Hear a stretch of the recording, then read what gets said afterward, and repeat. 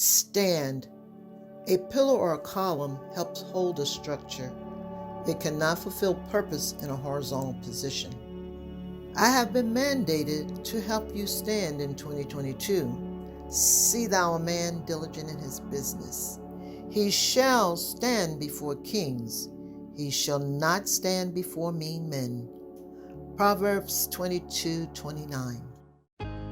Good afternoon. Today I want to tell you that God cares about motives. I found a very good definition for the word motive.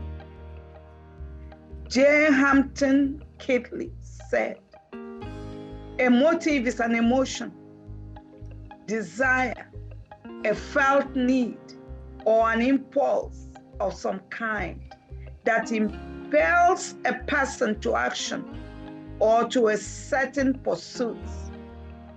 Thus, motives are crucial to everything a Christian does. They may not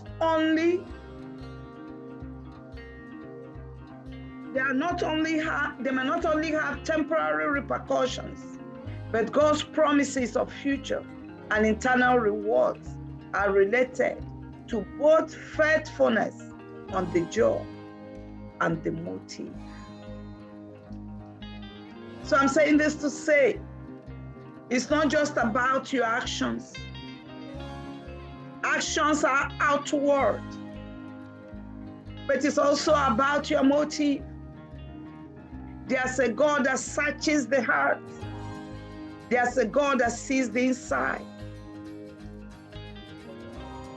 In the words of Thomas A. Kempis, man sees your action, but God sees your motives. Let me give you a little illustration. There was a school bursar who knew very well that a check has to be signed by two. The school bursar and the school auditor were the two signatories required on every check. But this school bursar was able to just sign it together somehow, and the bank did not even notice that there were two different, that there was just one signature. And when they eventually discovered that,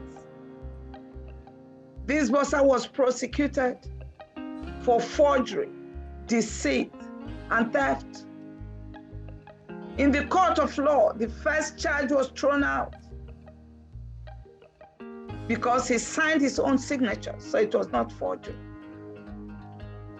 The defense attorney also observed that it's not a crime to sign with flourish.